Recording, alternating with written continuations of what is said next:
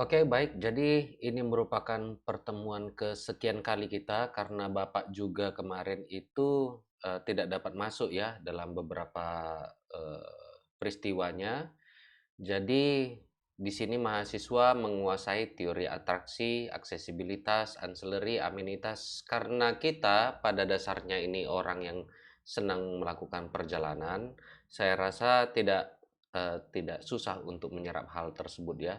Berkait dengan judul eh, research, karena di dalam kuliah ini pada dasarnya itu ada dua. Ya, yang pertamanya itu adalah bisa bekerja, karena gimana pun dosen, gimana sok rajinnya kalian datang ke kampus, gimana pun sok pintarnya dosen itu mengajar, kalau akhirnya kalian tidak bisa bekerja, ya sama saja ya. Jadi itu salah satu concern ataupun target, ya harus dirasapi betul-betul. Itu adalah concern dan target. Nah, meresapi mengenai target kita, ya, Bapak anggap ini sebuah bisnis atau perusahaan, meresapi target kita ada dua ya. Yang pertama itu kalian itu harus mampu melewati eh, uji berpikir, melalui uji skripsi ya, sebagai bukti kalian di situ penggunaan teori, prakteknya di lapangan, apa pengumpulan data ilmiah dan seterusnya ya. Jadi ini adalah satu Bapak berikan sebuah pandangan ya, karena gimana pun kalian bekerja kalau kalian tidak bisa menyelesaikan skripsi atau teknik penulisan masih susah, pola pikirnya masih eh, acak-acakan, karena teknik menulis salah satu teknik yang menentukan struktur berpikir kita ya. Itu mau tidak mau memang harus diakui seperti itu ya. Yang keduanya yaitu bekerja ya. Setelah skripsi, setelah lulus diharapkan bisa bekerja. Tetapi sebelum itu kita masih berbicara mengenai gerbang pertama ya. Ini dia. Stop pakai kata pengaruh dalam judul penelitian kamu. Sini, aku ajarin caranya. Judul penelitian itu biasanya sepanjang 15-20 kata dan terdiri dari dua hal, title and subtitle. Misal nih, kamu bisa menggabungkan antara topik yang kamu teliti dengan metode penelitiannya. Atau bisa juga topik yang kamu teliti dengan research question yang kamu ajukan dalam penelitian. Selain itu, kamu juga bisa mengkombinasikan antara signifikansi serta subjek atau kasus yang kamu angkat dalam penelitian, juga menggunakan kutipan film serta theoretical views yang kamu gunakan dalam menyusun penelitian tersebut. Gimana? Gampang kan menyusun judul penelitian? Komen di bawah yuk untuk ide-ide riset menarik lainnya. Jadi di sini Bapak sudah memberikan kalian sedikit gambaran, walaupun ini dari media, dari media sosial, bukan berarti tidak dapat menjadi sebuah inspirasi. Pegangan tidak, inspirasi iya, ya. Kalian tidak mungkin menulis di daftar pustaka bahwa kalian itu meresap atau mendapat apa ketentuan penulisan itu di daftar pustaka kalian taruh di TikTok. Dari TikTok saya dapat video pemahamannya, tidak, tetap juga dari buku, baik itu digital maupun dia print ya. Ini dapat menjadi sebuah informasi yang berguna bagi kalian ya. Berikutnya lagi ini terkait dengan gerbang pertama. Nah, yang sekarang ini, yang kedua ini terkait dengan gerbang kedua, yaitu kalian diharapkan dapat memenuhi portofolio dari S1 Bahasa Mandarin, di mana bukan berarti kalian itu harus setelah lulus itu kalian juga bekerja sebagai guru saja, tetapi banyak peluang-peluang yang dapat kalian masuki ataupun kalian hadapi ya. Salah satunya ini. Pasca pandemi COVID-19, turis Cina mulai memadati sejumlah tempat wisata di Bali. Termasuk diantaranya yang menjadi jujukan para turis Cina ini adalah Tanah Lot Tribunars.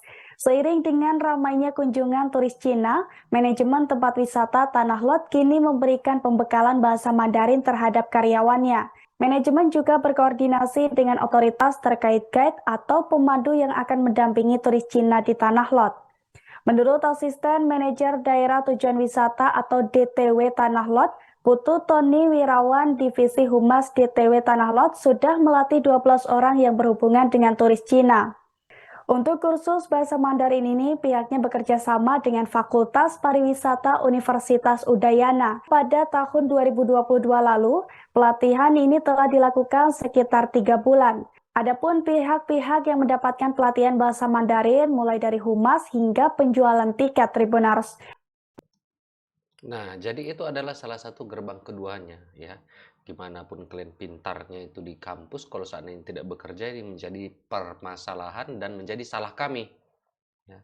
Dan berikutnya lagi, kalau seandainya kalian juga cepat bekerja tapi tidak selesai-selesai membuat skripsinya, malah berakhir pada DO, itu pun menjadi permasalahan dan merupakan salah kami ya. Oleh sebab itu kita harus memahami kedua target ini. Meresapi gerbang pertama yaitu research tadi, kita sekarang ini banyak disajikan bukan saja dengan print buku ya, tetapi banyak digital jurnal, digital penulisan lah ya, digital writing. Salah satunya dari Google Scholar, dari jurnal ini dan itu dan lain sebagainya. Dan sekali lagi, untuk Google ini mungkin dapat dijadikan sebuah referensi ya, referensi bagi kita semuanya, karena ini seperti wadah yang sangat besar. Semua aja jurnal itu tidak ada kelasnya, gimana pun penulisannya, ketika sudah terbit sebagai artikel itu langsung saja masuk ke sini ya. Oleh sebab itu ini dapat menjadi sebuah referensi bagi Anda. Lebih daripada itu, sangat diharapkan juga mengikuti saran-saran dari dosen-dosen bahasa Mandarin yang lain yang mungkin mengajukan bahwa buku menjadi hal utama untuk dijadikan referensi ya. Oleh sebab itu ini kita tidak berbicara mengenai referensi, kita berbicara mengenai inspirasi, teknik di mana teknologi ini dapat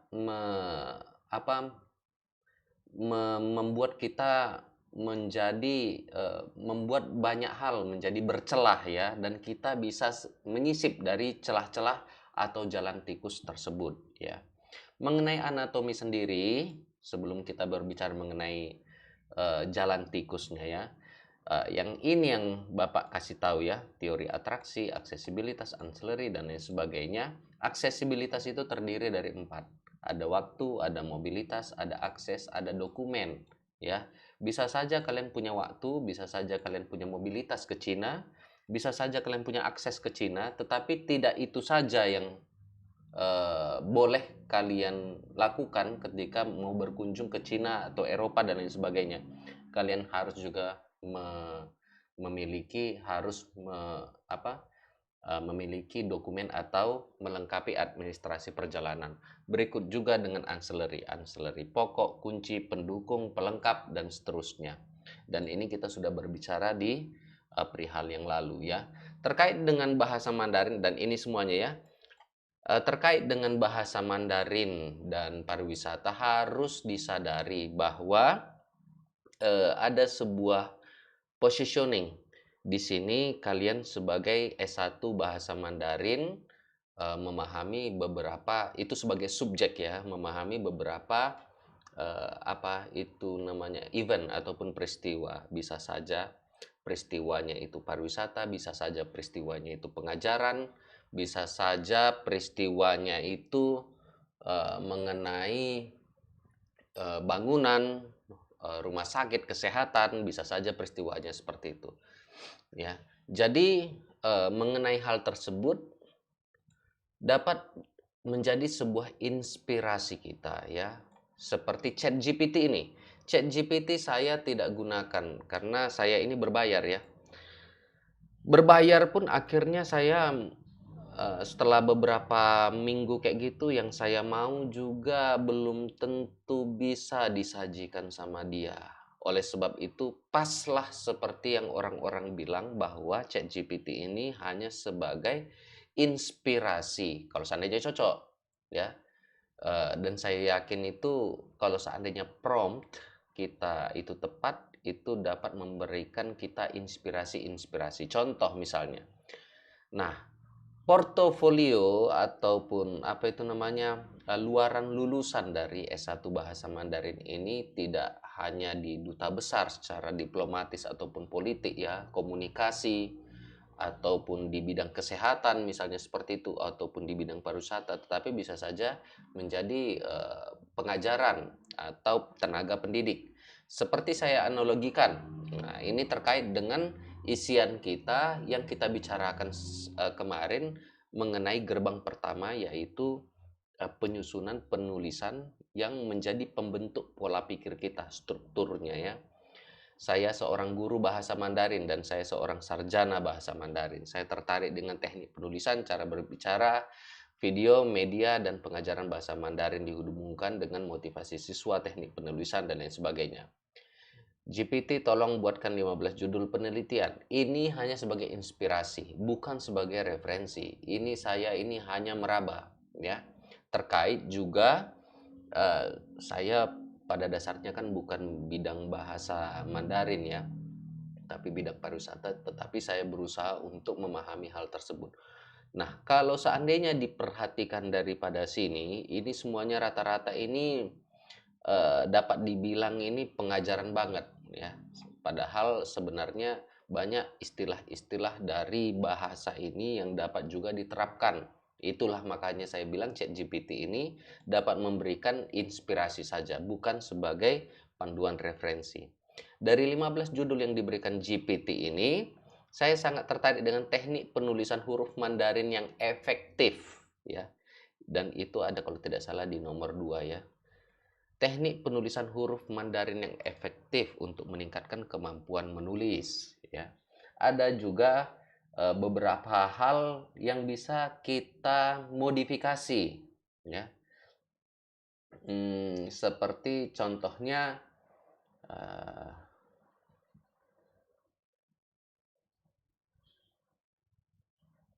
misalnya itu bahan ini ya. Misalnya kalau kita bicara mengenai hubungan antara penyusunan bahan ajar bahasa Mandarin dengan tingkat pemahaman siswa SD, ini seolah-olah kita Unimed banget ya. Artinya penyusun yang dihubungkan di sini adalah penyusunan bahan ajar dengan tingkat pemahaman. Ya, ini bolehlah. Jadi terkait dengan hubungan antar penyusunan bahan ajar ini, bisa saja kita modifikasi ya menjadi apa itu namanya, pemeriksaan kaidah-kaidah ya. Kalau di bahasa Inggris itu grammar ya, tapi ketika kita bicara grammar ini bukan hanya past tense, present dan lain sebagainya, ada verb dan lain sebagainya, ada peletakan ini, ada peletakan itu dan lain sebagainya ya. Jadi bisa saja beberapa fungsi atau beberapa segmen yang saya maksudkan ini seperti entah ada linguistik, semiotik, tematik, analisis, dan lain sebagainya, itu dapat menjadi, artinya apa? Yang kita sorot adalah bahan ajar bahasa Mandarin. Tetapi di sini adalah yang dia lihat adalah penyusunan bahasa Mandarin. Kita tidak, inilah inspirasi kita. Ya, titik 2 ini saja inspirasi kita, bahan ajar bahasa Mandarin. Bahan ajar bahasa Mandarin itu kita ingin lihat bahan ajarnya itu apakah benarkah apanya itu namanya, penyusunannya, kaidah-kaidahnya ketika sebelum mengajar ke siswa SD, kan bisa saja seperti itu ya. Ataupun buku ajar ya, kita audit buku ajar bahasa Mandarin di Sutomo seperti itu ya, dengan menggunakan kaidah-kaidah aturan ataupun struktur dari teori bahasa yang pada ini khususnya adalah bahasa Mandarin ya. Berikutnya lagi, saya ingin kemudian ketika sudah dapat inspirasi itu kira-kira gambaran hasilnya seperti apa. karena pada dasarnya itu adalah teknik penulisan huruf Mandarin yang efektif, kemudian ChatGPT menerjemahkannya menjadi ada yang efektif, ada yang tidak efektif. Ah, menarik ini. Ini dapat menjadi sebuah inspirasi. Walaupun jawabannya saya tahu ini ngawur ya, tetapi eh, nanti ini saya delete. Nah, seandainya seperti itu ya, ini saya delete, bukan ini ya, ini tidak ikut ya, aspek tidak ikut aspek ini saya rasa sudah cukup membantu memberikan inspirasi. Tinggal saya lihat saja atau cari buku yang menguatkan argumen bahwa aspek teknik penulisan huruf Mandarin itu terkait dengan urutan goresan, latihan yang konsisten, penggunaan panduan goresan, dan seterusnya. Ini bisa saja di ChatGPT, tetapi ketika kita membaca sebuah teori dan tidak ada ini, kalian juga tidak bisa mengambil ya. Jadi harus diperhatikan juga yang menjadi guratan bukunya itu ini. Yang menjadi guratan di lapangan adalah ini. Ya, ini dia. Yang guratannya ada di lapangan.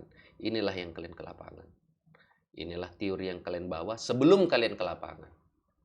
Nah, ketika Tomingse mengatakan bahwa misalnya ya, Tomingse mengatakan bahwa teknik penulisan huruf Mandarin itu sangat sangat diperlukan urutan goresan yang sangat baik. Nah, masuklah ke dalam aspek ini. Itulah kalian membaca buku. Ini belum ke lapangan kalian, belum ke Sutomo, belum ke metodis dan lain sebagainya. Sampai kalian di sana, kalian lihat gimana guru atau gimana siswa ketika menulis huruf Mandarin, misalnya seperti itu ya. Nah, setelah kalian perhatikan dan kalian amati, terdapatlah sebuah fenomena bahwa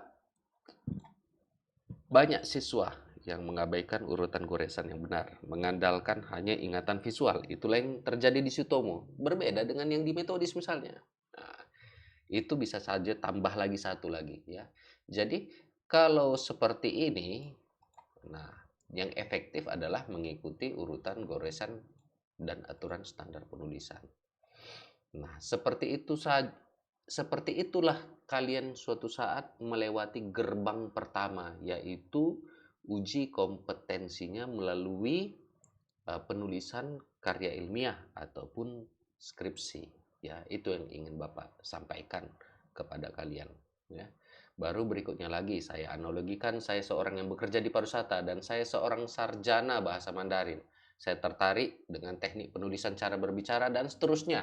Ini dapat menjadi inspirasi, bukan referensi. Ya. Jadi diberikannya lah kira-kira 15 judul penelitian. Artinya apa? Ketika kalian menulis judul-judul penelitian tersebut, kalian paling tidak diberikanlah pilihan ya. Dan seperti yang di atas tadi, hendaknya satu kata seperti ini dapat menjadi sebuah inspirasi mengembangkan hal lain ya. Karena di sini teori bahasa, kalau kalian lihat mulai dari atas sampai ke bawah ini teori bahasa nggak keluar, tetapi lebih cenderung kepada teori pengajarannya. Mungkin prompt saya terlalu guru ya, prompt saya terlalu guru, jadi dikiranya saya ini betul-betul guru, padahal saya berbicara karena ini Fakultas Ilmu Budaya, ada di situ sastra Jepang, ada di situ sastra Indonesia, tiba-tiba muncul S1 bahasa Mandarin ya, kan dia kalian sendiri nih ya, bahasa Mandarin. Mungkin yang S1 ya, mungkin ada juga yang D3 itu bahasa Mandarin tapi udah pindah ke Fakultas Vokasi ya. Jadi karena hal tersebut teori bahasanya tidak terlalu tampil ya, yang mendekati sastra ya. Jadi oleh sebab itu di antara ke-15 ini kemudian saya tertarik dengan ini dia. Analisis perilaku pemandu wisata dalam interaksi wisatawan. Berarti nomor ini dia kalau nggak salah ya. Nah, ini agak keliru juga judulnya, tetapi paling tidak memberikan inspirasi. Analisis perilaku pemandu wisata dalam interaksi. Ini pun yang dilihat ini perilaku pemandu wisata, bukan dari segmen bahasanya, atau mungkin bisa ditambah analisis perilaku berbahasa Mandarin yang dilakukan oleh pemandu wisata. terhadap wisatawan Cina, terhadap wisatawan ketika berinteraksi. Implikasi bagi komunikasi, ya, karena pada dasarnya bahasa itu adalah segmen komunikasi, ya. Oleh sebab itu, karena Bapak bukan orang bahasa Mandarin juga, kemudian diberikan jawabannya. Analisis perilaku pemandu wisata dan memberikan contoh dalam bentuk tabel matriks seperti yang GPT maksudkan. Masuk lagi dia, ya. Nah, seperti yang Bapak bilang, ini adalah buku, ya. Buku dalam arti, ya, kalian baca buku baru dapat ini, ya. Jangan copy paste langsung dari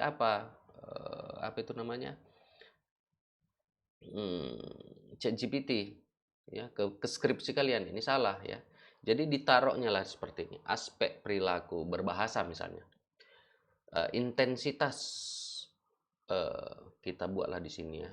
Karena di sini, nah itu ya, kalau seandainya kita udah memahami sedikit ilmu ini secara filsafat ataupun filosofis, kita dapat mengkritisi ataupun memperbaiki hal-hal kecil, ya. Contoh, penggunaan bahasa Mandarin bisa saja kita modifikasi. Intensitas penggunaan bahasa Mandarin yang dicampurkan dengan bahasa lokal, seperti itu, ya. Jadi agak mungkin di sini kita bicara white belt, ya. Mungkin di sini white belt atau sabuk putih dari pemandu, tiba-tiba ada pemandu wisata yang masih sabuk putih, tiba-tiba langsung handle itu wisatawan dari Cina atau Mandarin kayak gitu, ya. Tetapi dia masih campur-campur antara bahasa Mandarin dengan bahasa sukunya, bisa saja seperti itu, ya. Bahasa Mandarin asli dengan bahasa sukunya, seperti suku apa yang ada di Medan ini, ya, dari Cina, mungkin Kanton, ya, Kanton Jepang. Kok tiba-tiba Naruto ini. Oke lah, seperti itulah. Kalau Bapak udah bilang suku, mungkin kalian paham lah, ya. Jadi intensitas penggunaan yang kalian lakukan, nah seperti ini, ya.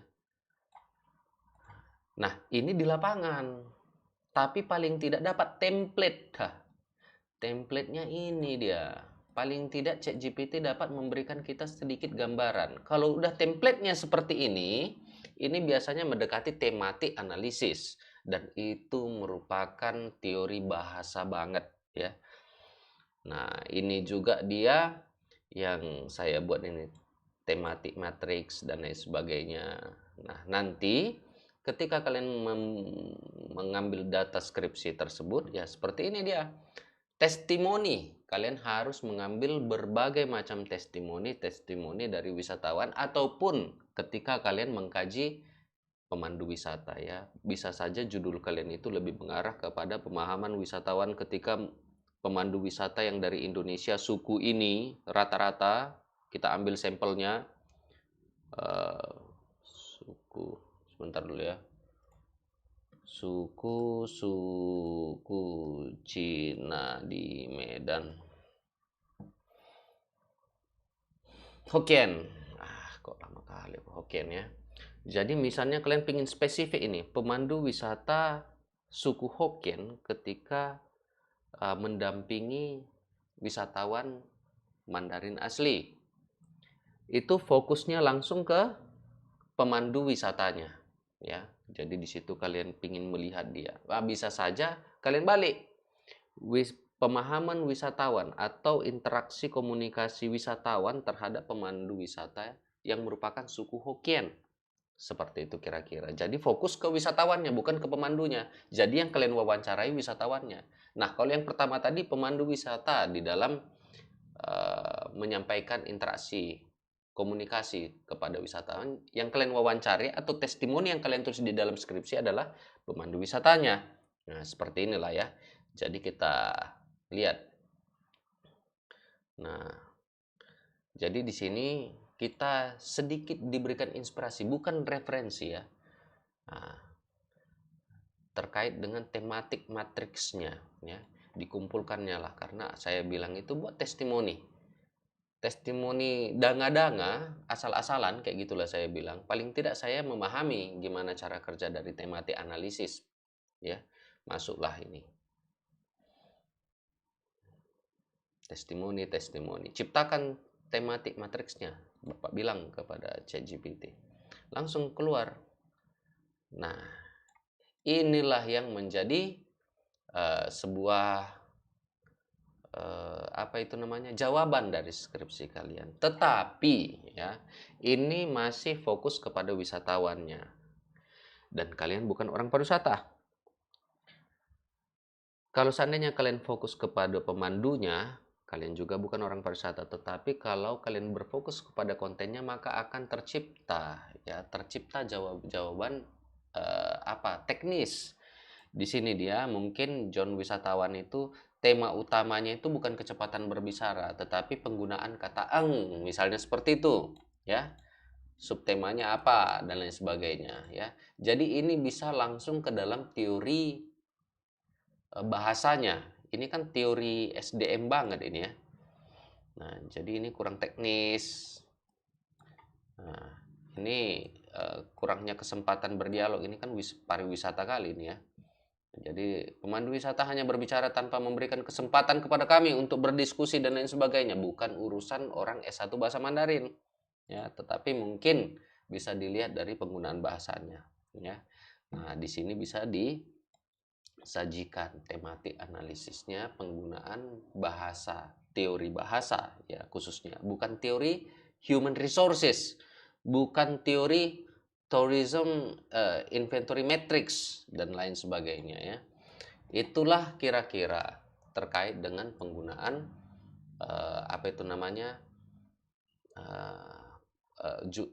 tugas yang Bapak berikan kepada kalian mengenai pembuatan judul. Nah, pembuatan judul tersebut sampai sekarang Bapak belum terima, berharapnya nanti mudah-mudahan ya, karena Bapak sibuk sekali ini, mudah-mudahan kita hari Kamis ini bisa dapat bekerja ya, maksudnya bertemu ya. Itu saja, dan kalian pertajam lagi mengenai judul tersebut hingga judul tersebut betul-betul berkolaborasi terkait dengan mata kuliah ini ya. Bapak ingin mata kuliah ini bahasa Mandarin dan pariwisata. Ingat ya, teori bahasa Mandarin dan pariwisata hanya sebagai pelengkap ataupun penunjuk saja.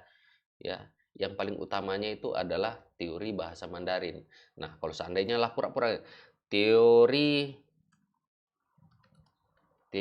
bahasa misalnya.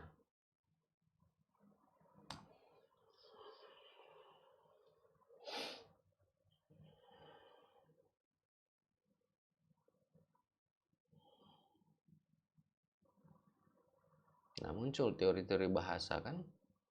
Nah, ini yang Bapak berharap itu, yang nampak itu ini. Jangan teori kalian malah audit pemandu wisatanya. Kalian bukan orang pariwisata. Ngapain kalian audit pemandu wisatanya? Kalian mengaudit itu adalah mengenai penggunaan bahasanya. Itu yang Bapak harapkan nampak ya. Jadi coba dipertajam lagi mengenai judul. Sebenarnya Bapak ingin buat kalian ini masuk ke dalam tematik matrix biar dapat sedikit fungsi Bapak itu terkait dengan bahasa Mandarin dan pariwisata sebelum masuk ke yang lebih lanjut lagi ya, yaitu ke ke praktek atau apa. Kalau Bapak lihat ya, antara teori dengan praktek, artinya teori dengan yang di lapangan ini, sering sekali penulis dari peneliti itu kurang bisa menggambarkan apa yang terjadi di lapangan ya. Pada dasarnya itu kita meresapi bahwa video pariwisata itu video bahasa Mandarin itu gimana cara ngomong, dipaksakan sekali bahasa Mandarin, padahal kita pada dasarnya bahasa ibu bahasa Indonesia kan. Seperti contohnya ini, dia bisa mengkolaborasikan dengan santai. Ini salah satu hal yang sangat bagus juga untuk informasi dan inspirasi kita. Coba lihat cara dia menyajikan informasi ya. Halo 朋友们，大家好，欢迎来到陈明子小明的频道。Kalau Xiaomin udah openingnya di mobil kayak gini, teman-teman pastinya udah bisa nebak dong Xiaomin bakal ngajakin kalian buat ngapain nih? 对的，小敏 bakal ngajak kalian buat jalan-jalan virtual lagi. 今天小敏又要带你们云游万隆的旅游景点，哪个旅游景点呢？期不期待？ Hari ini 小敏 bakal bawa kalian jalan-jalan ke Lembang Park Zoo， 那里有什么好玩的呢？好了，话不多说，我们走吧。 Nah, jadi kalau dari sisi, nah itu kan mengenai gerbang pertama yang Bapak bilang judul, teori. Nah, dari sisi apa meletakkan bahasanya di lapangan nanti dia akan diberikan kepada Ibu Vivi ya. Maka daripada itu Bapak di sini berusaha memfasilitasi Bapak dan Lausha Vivi berusaha memfasilitasi mengenai dua gerbang yang kita bicarakan dari tadi ya. Oleh sebab itu Bapak berharap suatu saat kalian dapat menggunakan bahasa Mandarin secara apa itu namanya, secara apa itu ya, lihai ya. Ini salah satu yang lihai yang Bapak lihat ini ya. Dia tidak menghilangkan bahasa ibunya, dia malah mengkolaborasikannya. Kalau tugas Bapak kemarin itu malah full bahasa Mandarin ya. Maka dari itu dapat menjadi sebuah inspirasi kita ya. Kalau seandainya Bapak bilang misalnya semester 5 ini harus buat video ini full bahasa Mandarin, ini menciptakan bahasa Mandarin ini bukan fun lagi ya, tetapi menakutkan. Kalau seperti yang kita lihat dari video ini sepertinya sangat santai dan menikmati sekali. Dan saya yakin dari cara berbicaranya yang cepat ini otaknya cair juga dia. Apakah pakai naskah atau tidak Bapak tidak tahu, tapi kalau dilihat dari menatapnya dia yang menggunakan handphone ini,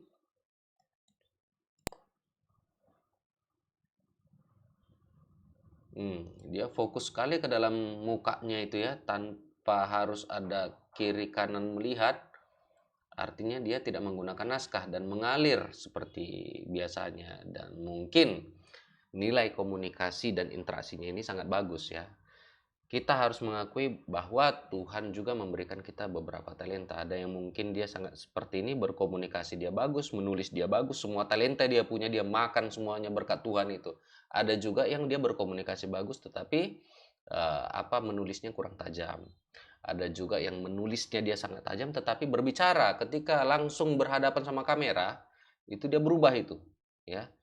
Jadi bodoh total lah terkadang ya. Oleh sebab itu yang Bapak maksud adalah kita terbiasa menggunakan bahasa. 印尼盾 untuk akhir pekan. 你们觉得这价格怎么样？贵不贵？我觉得还行吧。Dengan 50.000 apa aja yang bisa kita lakukan di dalam ya? Yuk kita langsung masuk aja. Cus. Jadi perpaduan seperti ini yang akan Bapak ajarkan untuk meresapi gerbang kedua, yaitu bekerja. Bekerjanya sebagai apa? Bekerjanya bisa saja sebagai pemberi informasi ya. Itu saja, sekian dan terima kasih.